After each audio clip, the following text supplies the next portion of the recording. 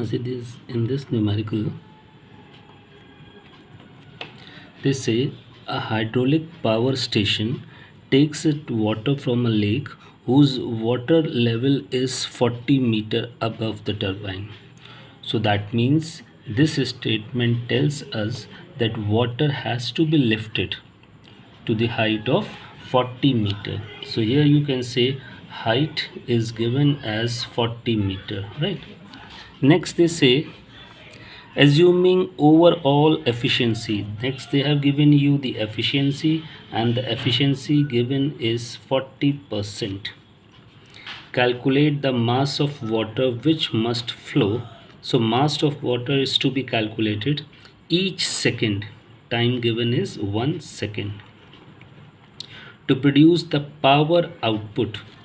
So power output is given, power output, that is given 1 megawatt. See, so we are going to remove this prefix of mega, so it will be 10 raised to power of 6 watt. So power output is also given. So this is the information given to us. So let us first of all use the formula for, see, power output is given, time is given. So with the help of power and time you can calculate work. See how you will calculate work, it's power output. So you can say work output is equal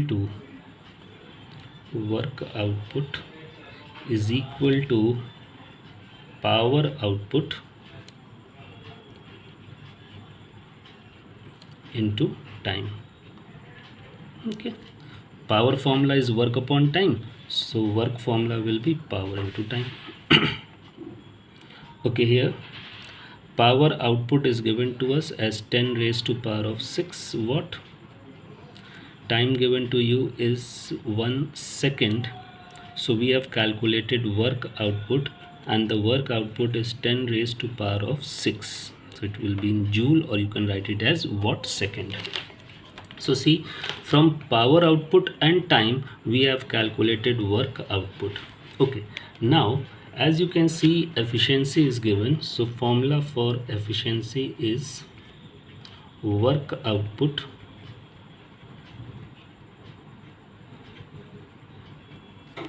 upon work input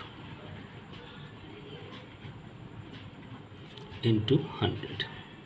So let's use the formula for efficiency. Now substituting the values in this formula, efficiency given to us is 40%. Work output we have calculated 10 raised to power of 6. So from here we can calculate work input.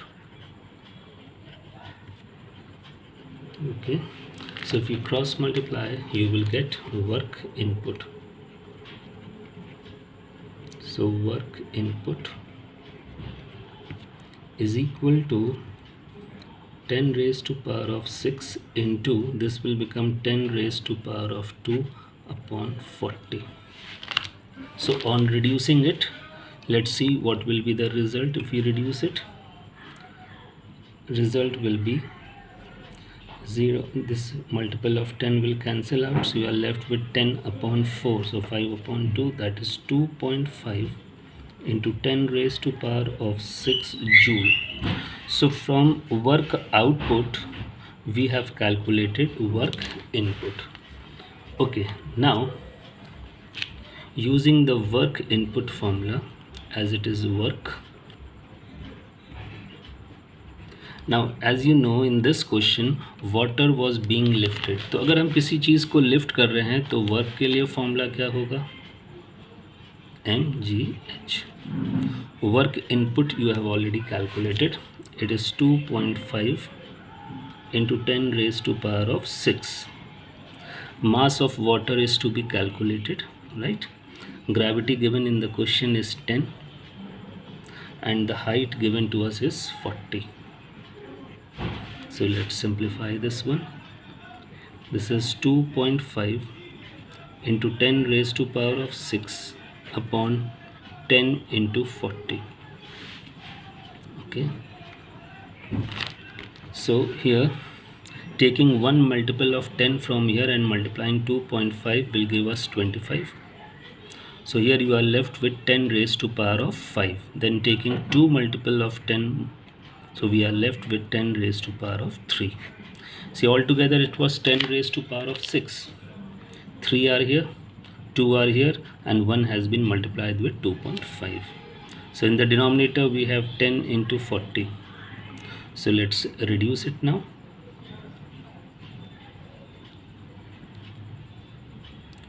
So mass of water you have to calculate 25 divided by 4. So 6.25 into 10 raised to power of 3 kg. So this will be the mass of water that has been lifted. So it was asking you question, see what they have asked. You have to calculate the mass of water which must flow. So this is the mass of water flowing.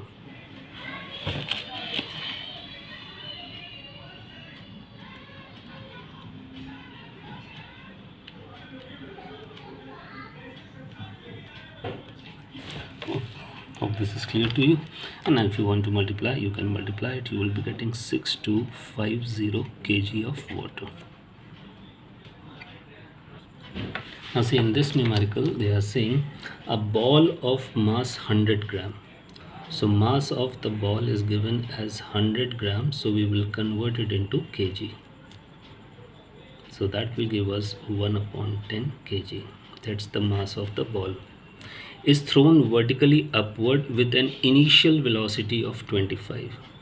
So the velocity given to the ball is 25 meter per second.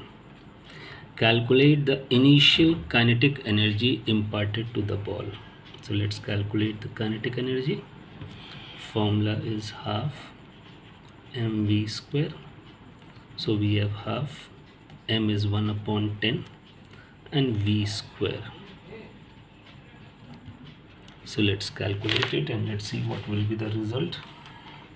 So 25 into 25 will give you 625, and that is to be divided by 20. So the result will be 31.25 joule. So this is the kinetic energy imparted to the ball. Now in the second part they are saying the maximum height reached if air friction is neglected. Now if we are neglecting the air friction, so that means whatever the kinetic energy you have imparted to the ball at the lowest point will be equal to potential energy at the highest point. So here we can say potential energy at highest point, that will be equal to kinetic energy imparted initially. See, as there is no air friction, so that means whatever the kinetic energy has been imparted is that will be equal to potential energy. So kinetic energy imparted has already been calculated, so it is 31.25. Now potential energy formula is mgh. Now mass is already known to us, 1 upon 10. Gravity given in the question, it is 10, and we need to calculate the height. Sorry, this will cancel out. So height is equal to 31.25 meter. So this will be the maximum height reached by the ball. Now moving on to the third part. The third part says the maximum height reached if 40% of the initial kinetic energy is lost against air friction. Now according to the question, अगर question पे आप ध्यान दीजिए तो 40% of the energy is lost. तो जो आपने kinetic energy दी थी उसका 40% जो है वो लॉस हो गया है. इसका मतलब ये हुआ सिर्फ 60% वो पोटेंशियल एनर्जी की तरफ जाएगा. So here now you can say potential energy at the highest point is only 60% of kinetic energy imparted. See, it's only 60%. Why 60%? क्योंकि क्वेश्चन में देखिए मेंशन है कि 40% of the energy is lost. So potential energy formula is mgh. 60% of kinetic energy imparted. So kinetic energy imparted was 31.25. So equating it with 31.25. Now on the left side, mass is 1/10, gravity is 10, and now we need to calculate the height reached. So this will cancel out. So on the right side, it's 60 into 31.25 upon 100. So let's calculate this. 31.25 into 60 then divided by 100. So the height, maximum height reached by the ball will be 18.75 metre. अब आप देख सकते हैं कि ball कम height तक जा रही है. पहले बॉल कितनी हाइट तक गई थी? 31.25, क्योंकि तब कोई एयर फ्रिक्शन था ही नहीं. जैसे ही एयर फ्रिक्शन लगा तो 40% तो लॉस हो गया एनर्जी का, तो सिर्फ 60% काइनेटिक एनर्जी का वो पोटेंशियल एनर्जी की तरफ गया. This is clear to you now. Now see, in this question, the bob of a simple pendulum is imparted a velocity when it is at its mean position. अगर आप pendulum के Bob को velocity impart कर रहे हैं तो इसका मतलब आप उसको मीन पोजीशन पे काइनेटिक एनर्जी इम्पार्ट कर रहे हैं. तो सबसे पहले हम कैलकुलेट कर लें kinetic energy imparted at mean position. या तो आपको पता ही होगा कि पेंडुलम के लिए मीन पोजीशन पे सिर्फ और सिर्फ काइनेटिक एनर्जी होती है. तो फॉर्मूला है हाफ mv². सो हाफ मास हमें मालूम नहीं है तो मास को तो m रहने दीजिए, और जो उसको वेलोसिटी इम्पार्ट की गई है वो है 4, तो 8m. तो ये हो गया काइनेटिक एनर्जी इम्पार्टेड.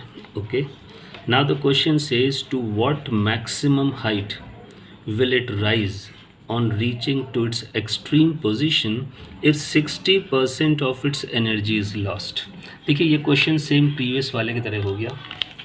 प्रीवियस वाले में क्या था लास्ट पार्ट में कि जितनी आप काइनेटिक एनर्जी इम्पार्ट कर रहे थे, क्वेश्चन कह रहा था कि 40% लॉस हो गया. इस क्वेश्चन में क्या है कि जितनी आप काइनेटिक एनर्जी उसको इम्पार्ट कर रहे हो उसका 60% ऑफ एनर्जी इज़ लॉस्ट. इसका मतलब पोटेंशियल एनर्जी की तरफ सिर्फ 40% जाएगा. So potential energy is equal to 40% of kinetic energy imparted. Hope ये चीज़ समझ में आ गई होगी आप लोग को. काइनेटिक एनर्जी निकाल ली पहले.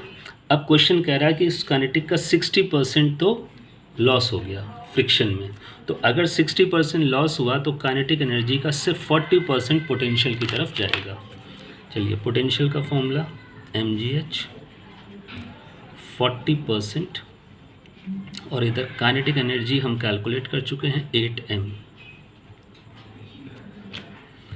m and m will cancel out. Gravity आपको दी गई है 10, तो यहाँ 10. हाइट हमें कैलकुलेट करनी है. अब यहाँ से हाइट कैलकुलेट कर लीजिए क्रॉस मल्टीप्लाई करके. 40 into 8 upon 10 into 100. Cancel out. 8 4 ज़ा 32 अपॉन 100, तो 0.32 मीटर. सो इसका मतलब जो पेंडुलम का बॉब है वो एक्सट्रीम पोजीशन पे ही कितनी हाइट गेन करेगा? 0.32 मीटर. क्लियर हो गया आप लोग को?